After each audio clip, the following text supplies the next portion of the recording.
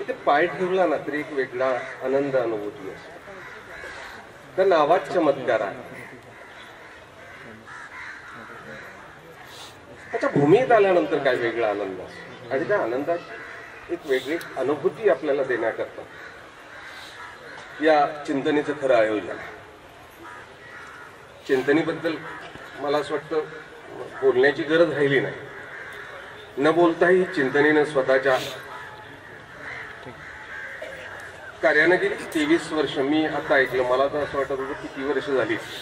23 वर्ष महाराष्ट्राला नाही परंतु संपूर्ण महानुभाव पंथा, मग तो अखिल भारतीय असेल का अजून विश्वास काय जे काय असेल त्या, पण बऱ्यापैकी अगदी सिद्ध केलं की चिंतनेने महानुभाव पंथाला काय. मला काय दिलं चिंतनेने असं जर विचारलं तर मला चिंतनेने घडवलं. म्हणजे माझे गुरु म्हणून मी या विषयावर काही फारसं बोलत नाही. ते बोलले का लोक म्हणतात हा म्हणजे ह्याचं कारक कायमचं आहे म्हणून. परंतु चिंतनेने काय दिलं हे जर मला विचारलं तर चिंतनेने मला भगवतकार केलं. बाबुळकर बाबांनी मला कीर्तनकार केला आणि चिंतनेने मला भगवतकार केला. मला तर माहूरला चिंतनी झाली आणि तिथून पुढे माझ्या जीवनाचा एक वेगळा प्रवास बदलला. बाबांची एक शिकवण्याची पद्धत वेगळी आहे. कधी मला असं वाटतं जवळ घेऊन बसणार, मग त्याच्याशी खूप गप्पा मारणार, त्याचं लालूल चांगल करणार असं काही नसतं. आता उठून गेले अगदी अशाच पद्धतीने उठून जाणं असतं, पण या उठून जाण्यात एक शिकवण असतं की कसं वागायचं असतं. बापाने पोरगा बोलायला लागल्यानंतर उठूनच गेलं पाहिजे, हे बापाचं कर्तव्य बाप शिकवतो. शिकवण्यातली जादू मोठी मस्त असते की पोराच्या पायाचा बूट बापाला आला की बापाने स्वतःची मर्यादा सांभाळली. आता आपण तिथून जावं म्हणजे मुलाला स्पेस मिळतो आणि मग मुलगा घडला जातो. तर तो बापच त्या पोराचाच बूट घालून फिरायला लागला. तो बापच पोराचा बूट घालून फिरायला लागला की तो पोरगा त्या बापाला घरातून काढल्याशिवाय राहत नाही. एक वेगळी शिकवणूक, वेगळी शिकवणूक आहे. त्यांच्या पावलावर पावलं टाकून चालताच येत नाही, परंतु त्यांच्या मागे मात्र त्यांच्या सावलीतनं चालता येतं. आणि या सावलीतनं चालण्याचा प्रयत्न, अगदीच प्रयत्नानं त्यांनी बाभुळो हे नाव महानुभाव पंथ साकार केलं. बाभुळगावकरीला उंची दिली. मला असं वाटतं त्यांच्या सावलीत चालल्यामुळे भागवताचार्य आचार्य म्हणण्याकरता खूप मोठी प्रयत्न करून घ्यावी लागतात, खूप मोठी तपश्चर्या करावी लागते. यातली कुठलीच काही नाही. मात्र भागवताचार्य ही पंथाने अगदी सहज हसत खेळत दिलेली उपाधी ही चिंतनेचा प्रसाद मानायला हरकत नाही. अगदी महाराष्ट्रात स्मृतीस्थळाचं लिखाण करत होतो मी मगाशी. स्मृतीस्थळावर बोलल्या जात महानुभाव पंथ हा कृष्णप्रेमी आहे. उद्या बोलतो या विषयावर, भागवत या विषयावर बोलायचा. महानुभाव पंथाने भागवताबद्दलचं खूप मोठं विवेचन केलं. का भागवताला अस्पृश्य मानलं हे नंतर सांगता आलं नाही का मानलं, परंतु महानुभाव पंथाची प्रमाण ग्रंथ असलेली सप्तग्रंथ आहे, त्यातले निमे अधिक भागवतावर आहे. हो, ते वच्छारण असू द्या, शिशुपाल वध असू द्या, का रुक्मिणी स्वयंवर असू द्या, ही सर्व भागवताच्या दिशेनं जाणारी ग्रंथ आहेत. हो, दामोदर पंडित हे भागवतकार होते. महानुभाव पंथाचे तिसरे आचार्य कवीश्वर व्यास हे सुद्धा भागवताचे छानसे जाणकार होते, भागवत करत होते. हो, महानुभाव पंथाचे मोठे भागवतकार आहे, महानुभाव पंथाचे तिसरे आचार्य. भागवताला कधी नंतर हे सर्व असं अस्पृश्य समजलं गेलं किंवा त्याला जातीबाहेर कधी टाकलं हे कळालं, परंतु महानुभाव पंथाच्या साहित्यामध्ये कृष्णचरित्रावर जितका आतापर्यंत अभ्यास कुठल्याही ग्रंथामध्ये सापडत नाही. हो, भागवताची गेली 7-8 वर्ष करतो आहे. याच्या अगोदर 5-6 वर्ष भागवत ग्रंथाचं वाचन केलं, वेगवेगळ्या संहिता वाचल्या, परंतु कुठल्याही संहितेमध्ये महानुभाव पंथात दिलेली दाखले, महानुभाव पंथात कृष्णचरित्रावर केलेला टाकलेला प्रकाश हा कुठेही सापडत नाही. वेगळ्या अर्थानं भागवत, मी एक छोटीशी गोष्ट सांगून देतो. मला उद्या मी कृष्णचरित्रावर बोलेनच, अगदी नक्कीच बोलेन, परंतु एक छोटीशी गोष्ट सांगतो की मी भागवत करत असताना गेल्या वर्षापर्यंत श्रीकृष्णाने कंसाला मारल्याचं वय हे 7 वर्ष सांगायचो की भागवतानं 7व्या वर्षी कृष्णाने भागवत 7व्या वर्षी सांगतो, 7व्या वर्षी तिथे 7 ठीक आहे ना, 7व्या किंवा 12 12 वर्ष आपण कंसाला मारून टाकलं, 12व्या वर्षी मारलं. परंतु महानुभाव पंथाच्या वाइंदेशकर पाठाने तंत्रशुद्ध मत मांडलेलं आहे. 12व्या वर्षी जरी कंसाला मारला असेल तर 12व्या वर्षी राज्यगादीवर उग्रसेनाला बसवण्या इतकं परिपक्व वय नाही.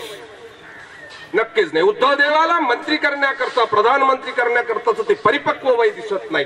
मात्र महानुभाव पंथाच्या त्या वांदेश्वर पाठामध्ये मात्र इतकं तंत्रशुद्ध मत म्हटलंय की जेव्हा श्रीकृष्णाने कंसाचा वध केला तेव्हा कृष्णाचं वय 18 ते 19च्या जवळ होतं. 18 ते 19च्या जवळ होतं आणि हे वय खऱ्या अर्थानं या सर्व प्रक्रियेला साजेसं दिसतं. हो, हे वय दिसतं खऱ्या अर्थानं. मग ते कालिया मर्दनाचं वय सांगितलंय, पुतनेचं वय सांगितलं की पुतनेला मारलं. ही सर्व महानुभाव पंथातली अनेक दाखले की श्रीकृष्ण चरित्राबद्दलची वेगळी आपल्याला महानुभाव साहित्यामध्ये पाहायला मिळतात. नक्कीच पाहायला मिळतात. बघा तुम्ही, मग श्रीकृष्ण चरित्रात असलेली श्रीकृष्णाचं व्यक्तिमत्व वेगळ्या अर्थानं दाखवलं गेलंय. बघा, अर्जुन वेगळ्या अर्थानं दाखवला, द्रौपदी वेगळ्या अर्थानं दाखवली, मग कुंती वेगळ्या अर्थानं दाखवलेली आहे, तर रुक्मिणी वेगळ्या अर्थानं दाखवलेली, यांची पात्रता दाखवलेली. हो, कुंती करता धावणारा कृष्ण, धावण्याचं कारण सांगितलं. स्वतःच्या कुटुंबातलं भांडण मिटवणारा कृष्णही महानुभाव पंथाच्या साहित्यात दाखवला की भांडण कसं मिटवलं जातं. हे महानुभाव पंथाने त्यावर टाकलेला प्रकाश अत्यंत देखणा आहे.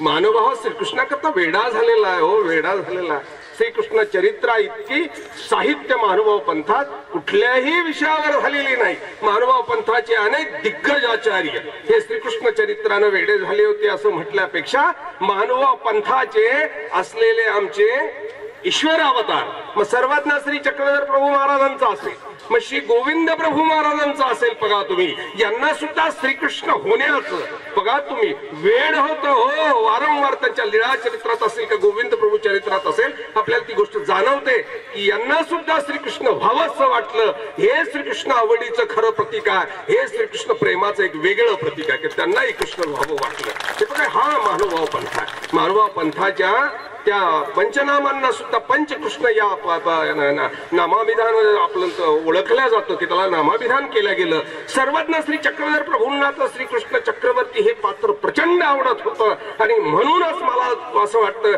की माईम भट्टांना निरूपण करताना सर्वप्रथम श्रीकृष्ण चक्रवर्तीचं नाव सांगितलं गेलं. बघा, तसा वेगळ्या अर्थानं विचार केला तशी दत्तात्रय महाराजांचं तिथं नाव सांगितलं जायला पाहिजे होतं, परंतु श्रीकृष्ण चक्रवर्तीचं सांगितलं गेलं. आम्ही साहित्यिकदृष्ट्या त्याचा विचार करत असू, ब्रह्मविद्येच्या अर्थानं विचार करत असू की तो राजमान्य अवतार होता म्हणून माईम भट्टांना सांगितला, परंतु माईम भट्ट त्याही शब्दांमध्ये फसणारं व्यक्तिमत्व नव्हतं की त्यांना राजमान्य सांगा म्हणजे त्या ईश्वर अवताराकडे जातील. अशातलं श्री माईम भट्ट नक्कीच व्यक्तिमत्व नव्हतं. कारण गोविंद प्रभूंचं नाव सांगितल्यानंतर गोविंद प्रभूंना नकार देणार, मग नकार दिला असता माईम भट्टांनी की नाही नाही ते कसं काय ईश्वर अवतार असू शकतात, परंतु तरी देखणं माईम भट्टाचं उत्तर आहे. आणि म्हणून यात नक्की लक्षात येतं की श्रीकृष्ण चक्रवर्ती हे पात्र सर्वज्ञांना सुद्धा प्रचंड प्रिय होतं. कधी कधी गरज नसताना सुद्धा सर्वज्ञांनी लीळा चरित्रामध्ये श्रीकृष्ण चक्रवर्तींचा उल्लेख केलेला आहे. बघा, अनेक ठिकाण आहेत की अगदी मध्येच श्रीकृष्णाबद्दल सर्वज्ञ बोलायला लागून जातात. या अर्थानं ती गोष्ट आपल्याला सर्वप्रथम आपलं लक्ष केंद्रित करते. श्री गोविंद प्रभू बाबांबद्दल सांगायलाच नको. त्यांना स्वतःला कृष्ण व्हावं वाटलं. हो, त्यांना तो विवाह समारंभ पार पडावासा वाटला. विवाह समारंभ पार पाडत असताना महदैसाला एक अद्भुत अशी प्रेरणा देऊन तिच्या मुखातून श्रीकृष्ण चरित्र, हो ते रुक्मिणी स्वयंवराचं चरित्र वधवून घेतलं. हा श्रीकृष्ण त्या गोविंद प्रभू बाबांचा त्या लक्ष बघा श्रीकृष्ण चरित्राकडे कसा. हे श्रीकृष्ण चरित्र ज्या द्वारकेत घडलं ती द्वारका खरं तिन्ही अवतारांच्या पावन पवित्र स्पर्शानं पावन झालेली आहे. इथं श्रीकृष्ण अवताराचा चरण स्पर्श आहे, इथे श्री चक्रपाणी महाराजांचं वास्तव्य आहे, इथं श्री गोविंद प्रभू बाबांचंही वास्तव्य आहे. आणि म्हणून 3 अवताराच्या पवित्र स्पर्शानं पावन झालेली ही द्वारावती नगरी आहे. बघा, ही द्वारावती नगरी आहे. त्या द्वारकेनं आम्हाला काय दिलं नाही, या द्वारकेनं आम्हाला काय दिलं असं जर महानुभाव पंथाला प्रश्न विचारला तर या द्वारावतीने आम्हाला महानुभाव दिला, या द्वारावतीने आम्हाला आमचे सर्वज्ञ दिले. हो, या द्वारावतीने आम्हाला आमच्या सर्वज्ञांचं नाव घेण्यापूर्वी अगोदर द्वारावतीला यावं लागतं. या द्वारकेनं आम्हाला दिलं जीव उद्धरण्याचं साधन दिलं. हो, तो उभयदृश्य अवतार दिला ज्या अवताराला फक्त जीव उद्धरणाचं वेड आहे. हो, त्या वेडानं झपाटलेला आमचा देव अगदी उभय गंगा तीरी वाडोवाडी आमच्याकरता हिंडत होता. हे देण या द्वारावतीच्या.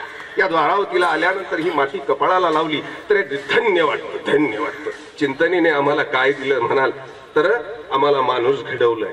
बस, माणूस घडवलाय आम्हाला. द्वारावतीनं देव दिला आणि चिंतनीने आम्हाला माणूस घडवला. द्वारावतीनं देव दिला आणि चिंतनीनं देव दाखवला. हो, देव दाखवला. महानुभावांना देव दाखवला. आमच्या चिंतनी आमचे गुरुवर्य बाबांनाही अगदी श्रीकृष्ण पात्राबद्दलचा अगदी वेळ आहे. बघा तुम्ही, वेळ आहे. द्वारावतीला आणण्यापूर्वी बाबा गोवर्धनला घेऊन गेले. खऱ्या अर्थानं गोवर्धन परिक्रमा ही आमच्या महानुभाव पंथात होती. अगदी मागे प्राचीन साहित्यात गेलं तर गोवर्धन परिक्रमा आहे. माहूर परिक्रमा सुद्धा आमच्या साहित्यामध्ये आहे. अगदी माहूरला प्रदक्षिणा घालण्याची परंपरा होती. अगदी स्मृतीस्थळामध्ये या गोष्टींची दाखले आहे. स्मृती आम्हाला भेटत नाही, आम्ही स्मृतींना भेटलो नाही किंवा स्मृतीपासून आम्ही लांब राहिलो. आमची आता तरुण संत मंडळी आता स्मृतीस्थळावर बोलायला लागली. आचार्य श्री नागदेवांच्या स्मृतीस्थळातल्या घटना सांगायला लागली. सर्वज्ञांना पाहायचं लीळाचरित्रामध्ये आणि सर्वज्ञांच्या परिवाराला पाहायचं असेल तर स्मृतीस्थळामध्ये. सर्वज्ञांचा परिवार लीळाचरित्रात सापडत नाही. मोठा वटवृक्ष आहे तो, त्या खाली छोटी छोटी झाडं दिसत नाही. त्यांचा विकास इथे होत नाही किंवा त्या विकास आपल्या डोळ्यासमोर येत नाही. स्मृतीस्थळात जावं लागतं आपल्याला. स्मृतीस्थळात गेलं का आपल्याला या गोष्टी दिसतात. मी नाथोबाबद्दल त्या लीळाचरित्रात आम्ही संवत्सरला असताना लीळाचरित्रात पाहायचो आणि लहान असल्यामुळे त्या नाथोबाची मोठी गंमत वाटायची. ती लीळाचरित्रातली नाथोबाची लीळा आली का आम्ही अगदी गमतीने तिला ऐकायचो आणि चेष्टेने आम्ही कुणालाही नाथोबा म्हणायचो. तोपर्यंत आजपर्यंत नाथोबा कळालेच नाही की नाथोबा काय पात्र आहे. आम्हाला एवढंच वाटायचं की नाथोबा हे एक विडंबन आहे, लीळाचरित्रातलं विडंबन आहे. हो, म्हणून नाथोबाकडे पाहिलं. परंतु नाथोबा स्मृतीस्थळाचं लिखाण करत असताना नाथोबा स्मृतीस्थळामध्ये पाहिलं. वर्ष दीड वर्ष हे सतत वाचत होतो आणि त्यावेळेस नाथोबा तिथे दिसले. अरे बाप, या नाथोबाची ताकद लक्षात आली. लीळाचरित्रातली अवघी पात्र एक बाजूला केली. एकटा नाथोबा उभा केला. तिथं चारी वेदमुखी होतात. उपनिषद छिटी पडते तिथं. हो, अवघ शास्त्र नाथोबांपुढे छिट पडणार आहे. अवघी व्यक्तिमत्व खुजी दिसणार आहे. ही नाथोबा मात्र आपल्याला स्मृतीस्थळात पाहायला मिळतात. बघा तुम्ही, सर्वज्ञ निघून गेलेले आहेत. नाथोबा दुःखानं आता व्यापलेला आहे आणि आता आटनविजनादी क्रमानं नाथोबा निघालेले आहेत. आणि एक दिवस दुपारच्या वेळेला माळ रानावरनं नाथोबा निघाले. रस्त्याने चालताना लघुशंकेला म्हणून रस्त्याच्या बाजूला गेले. सूर्य माथ्यावर आलेला होता. सहस्त्र किरण पृथ्वीवर आदळून अगदी पृथ्वी चकाकली. नाथोबा लघुशंके करतात. झाडाच्या कडेनं मध्ये जातात. तितक्यात त्यात सूर्यकिरणानं एक पृथ्वीपासून परावर्तित होऊन नाथोबाकडे धाव घेतली. डोळे चकाकले म्हणून नाथोबाने समोर पाहिलं तर मोठा सुवर्ण मद्रिकेने भरलेला तो खंडा वर आलेला होता. नाथोबाने त्याच्याकडे पाहिलं. पहा ना, गंमत. ज्या सर्वज्ञ ज्या नाथोबाला सांगतात, नाथोबा अरे तू वेळोवेळी टिळा जाणव्यापासी का जासी. रगवणारे सर्वज्ञ भाकरीच्या तुकड्या करता सजणारा नाथोबा लीळाचरित्रात दिसतो. गंध लावणारा, टिळा लावणारा, जानवं घालणारा हा नाथोबा बघा नाव.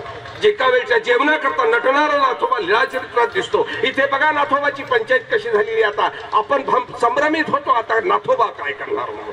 समोर हंडा भरलेला आहे सुवर्ण मुद्रिकेचा. नाथोबा त्याकडे पाहतात. त्याच्याजवळ जातात. अजून त्याला सांगतात, अरे दैवहीन आहेस तू, निर्दैवी आहेस. आत्ता भेटलास गदड्या.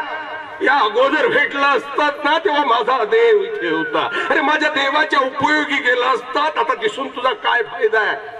आता तुझा उपयोग जर घ्यायचा असेल, तुझा उपभोग घ्यायचा असेल तर त्याला एकच पर्याय, फक्त हो एकच पर्याय. आणि नाथोबा जाऊन त्याच्यावर लघुशंका करतात. त्या सुवर्ण मुद्रिकेच्या हंड्याला सांगतात, आता या क्षणी तुझ्यावर सू केल्या व्यतिरिक्त तुझा काही फायदा नाही आणि तुझी काही लायकी नाही. हा नाथोबा एवढ्या मोठ्या उंचीचा सुवर्ण मुद्रिकेवर लघुशंका करणारा, माझ्या देवाच्या तू उपयोगी गेला असतात तेव्हा काळतोंड्या तू दिसला नाही म्हणणारा नाथोबा स्मृतीस्थळात भेटतो. माय बाप स्मृतीस्थळात भेटतो.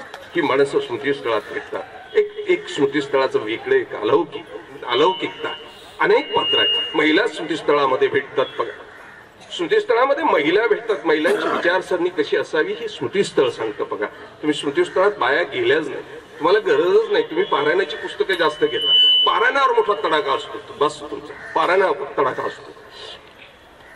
तुम्हाला जे विडे ठेवण्यावर भर तडाखा असतो, खेती घालण्यावर तडाखा असतो. यार कधीतरी स्मृतीस्थळ वाचणारे त्या कन्हैयाला, मी द्वारकेत आलोय, मी उद्या कन्हैयाशी भांडणार आहे. नक्की कन्हैयाला सांगेल, कन्हैया ही नारळ बांधणी पोरं वाटायचं काम कधीपासून चालू करून टाकलंय. घेणं देण्याचं केवढा मोठा द्वारकाधीश आहे. अरे तुझ्या द्वारकेच्या भीतीनं समुद्रही मागे सरकला. त्यानेही तुला बसायला जागा दिली तुझ्या द्वारकेला आणि तू पोरं वाटायचं काम करतो, लग्न जुळवायचे काम करतोय. लग्न जुळलं नाही की तुझं रुक्मिणीसर वाचलं की आरामशीर लग्न जुळतंय. कन्हैया कुठे गेलास तू. भगवद्गीता सांगणारा कन्हैया, त्या युद्धभूमीवर अर्जुन आला उठ म्हणणारा कन्हैया, हो हातापायातलं बळ गेल्यानंतर त्याला बळ तयार करून देणारा कन्हैया, त्यांची अंतरचक्षु उघडून देणारा कन्हैया. कुठे गेलास बा तू. मावले आहोत तसंच तुमचं झालं. चुकीच्या दिशेनं तुमचा प्रवास झाला. स्मृतीस्थळ हे महानुभाव स्त्रियांनी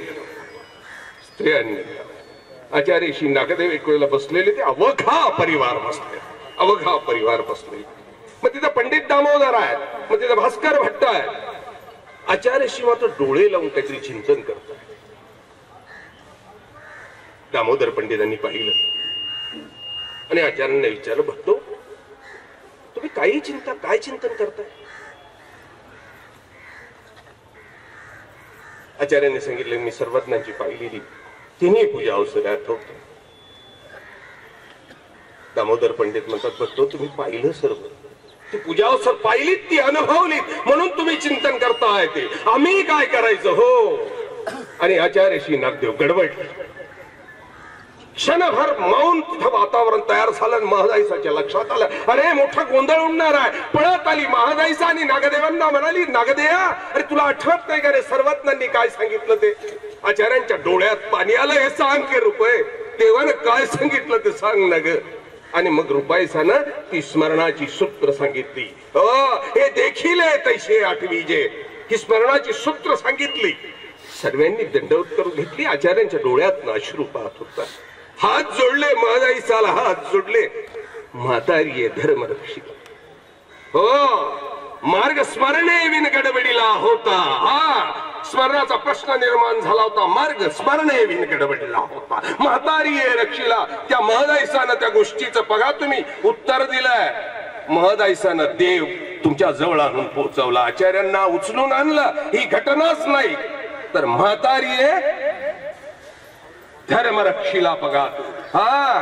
इथे महदाईसा जाय. मग ती हिराईसा पाहावीला गेलो, ती साधाईसा पाहावीला गेला. अरे साधाईसाईना महानुभावांनाच दिलं नाही तर अवघ्या महाराष्ट्राला नाही तर भारतातल्या हिंदू समाजाला देण दिलेली साधाईसानं स्मृतीस्थळात जाऊन पाहावी लागते की साधाईसानं अवघ्या हिंदूंना देण दिलेली आहे. अवघ्या हिंदुस्थानच्या हिंदूंनी साधाईसा पुढे नतमस्तक झालं पाहिजे एवढी देण साधाईसानं या हिंदुस्थानला दिलेली आहे. आम्ही वाचली नाही किंवा आम्ही समाजापर्यंत पोहोचवली नाही. बघा ना, अल्लाउद्दीन खिलजीची स्वारी महाराष्ट्रात आलेली आहे. अवघा महाराष्ट्र देश आता खळबळ. आणि आचार्य श्री नागदेव तेव्हा परळी वैजनाथाच्या पोहोचले.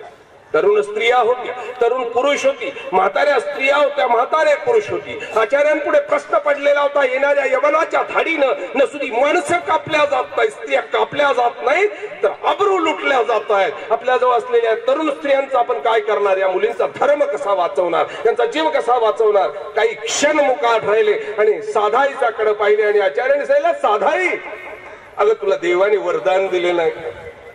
आकाशा एवढं संकट पडणार असेल तर तेही आम्ही रक्षण करू म्हणून तुला अभय दिलेला आहे. साधाई मी सांगतो ते कर. आता या तरुण स्त्रिया तू घे, तू थांब. आता आम्ही वर ही सर्व म्हातारी मंडळी मी घेऊन जातो. साधाई सांगितलं, हो बा सांभाळेन. आचार्य आता ती मंडळी घेऊन गेली आणि साधाई सांजवळ या तरुण स्त्री वैजनाथाच्या मंदिरात साधाईचा पोच. स्त्रिया मंदिरात घातल्या आणि साधाईचा उंबऱ्याला आपला गुडघा लावून बसली. हातात काठी आहे, एका हातात गाठी आहे. वृद्ध झालेली साधाई साहेब लक्षात. आता यवनाची धाड आली, सैनिक चालली. मी आपली श्री चक्रधर महाराजांची येल्लो इथं बसलेली आहे. कुणी नाही वा. येणाऱ्या धाड्यातला प्रत्येक तो सैनिक पुढे जात होता. मध्ये खच्चून मंदिर भरलेलं होतं स्त्रियांनी. सर्व धाड गेली, परत गेली. आचार्य श्री नागदेवी महाराष्ट्र स्थिर झाला आणि आचार्य श्री नागदेवी परत आले. मायबाप हो त्या स्त्रियांचं रक्षण केलं. एवढीच घटना आम्ही समाजाला सांगितली. साधाईसानं एवढीच घटना आम्ही महाराष्ट्रात सांगितली की साधाईसानं फक्त त्या स्त्रियांचा धर्म वाचवला आणि मानवा पंथाच्या 5-25 स्त्रिया वाचवल्या. एवढी घटना सांगितली. परंतु एवढी घटना इथे घडलेली नाही, नक्कीच घडलेली नाही. या 5-25 स्त्रियांच्या आधारानच आणि साधाईसाच्या कुशलतेनेच. अरे 5-25 स्त्रिया मेल्या असत्या परंतु त्याच वेळेला हिंदुस्थानची नुकसान झाली असती. हिंदूंना लक्ष द्यावं लागणार आहे की वैजनाथाचं लिंगही भेदलं गेलं असतं. संपलं असतं, उद्ध्वस्त झालं असतं ते वैजनाथाचं मंदिर. आज जर वैजनाथाचं मंदिर दिसत असेल लोकांना, ते उभं असेल, तर याला फक्त आमच्या मानवा पंथाची साधा जबाबदार आहे, मानवा पंथाची ती देण आहे. आणि ही गोष्ट आम्ही सांगितली नाही, याला कारण आम्ही स्मृतीस्थळात गेलो नाही की साधायसानं महाराष्ट्राला काय दिलं म्हणून, साधायसाचं पात्र काय, महानुभावानं महाराष्ट्राला दिलं काय म्हणून. स्मृतीस्थळातल्या अनेक घटना आहेत मायबाप, अनेक ती घटना सांगता येते, वेळेचं बंधन आहे. मगाशी मला म्हणजे भाऊ सर्वांना सूचना करत होते, मी बाबांनाही म्हटलो की मी उद्या बोलतो म्हणून. तर ते कसं असतं, हा एक अभिनव प्रेम. मला असं वाटतं माझ्या जीवनात काय मिळालं, जे माझ्या जीवनात असा गुरु मिळाला की ज्याने सर्व काही दिलं. बऱ्या वाईट प्रसंगात ते माझ्याबरोबर असतात आणि मी बरं वाईट केलं तरी चांगलं म्हणतो, हे एक विशेष आहे. पण काही केलं तरी ते म्हणतात हे चांगलं केलं. आणि त्यांच्या या बोलण्याची म्हणजे त्यांच्या कृतीची नेहमी भीती असते की आपल्याकडनं एखादी चूक झाली तर आपली माऊली दुखावी बस. आणि त्यामुळे चूक होऊ देत नाही. चूक घडायला लागली की परत त्यांची आठवण येते बस. कधीतरी थकलं का त्यांना फोन केलं की ऊर्जा प्राप्त होते. बावळकर बाबा एक ऊर्जा केंद्र आहे, तरुणांचं ऊर्जा केंद्र आहे. मानवा पंथात प्रचारकाची आज जी खरी उभी आहे त्याला फक्त बावळकर बाबा. हो, आज प्रत्येकाला वक्ता व्हावं वाटतं, भगवतकार व्हावं वाटतं, कीर्तनकार व्हावं वाटतं, गायक व्हावं वाटतं, कवी वाटतं, लेखक व्हावं वाटतं. या सर्वांचं प्रेरणा स्रोत एकच आहे, एकच फक्त यांच्याकडेच बोट दाखवता येईल. हो, कुणी लेखक झाला असेल तर त्यांच्याकडे पाहिलं असेल, कवी झाला असेल तर त्यांच्याकडे पाहिलं, प्रवचनकार झाला असेल तर त्यांच्याकडे पाहिलं. हे त्यांच्याकडे पाहून झालं मायबाप. बस मला अशी माऊली मिळाली, मी धन्य. तुम्हा लोकांची भेट झाली. आपण आता अगदी सलग 3 दिवस एकत्र आहोत. आपल्या सर्वांच्या भेटीमध्ये आपल्याला कृष्ण भेटणार आहे आणि कृष्ण भेटीचा तो अवर्णनीय आनंद आपल्याला उपभोगायचा आहे. या चिंतनेच्या या पहिल्या दिवसाच्या पहिल्या सत्राचे अध्यक्ष आदरणीय गुरुवर्य रिद्धेपूरचे बाबा, गुरुवर्य फलटणचे बाबा, आमचे गुरुवर्य नाईमबाज बाबा, बाबाजी संतोष मुनीजी बाबा, आणि इथं तरुण असलेली सर्व माझी गुरुभावंड, तुम्ही सर्व धर्मभगिनी बांधव, तुम्हा सर्वांना दंडोत प्रणाम करतो.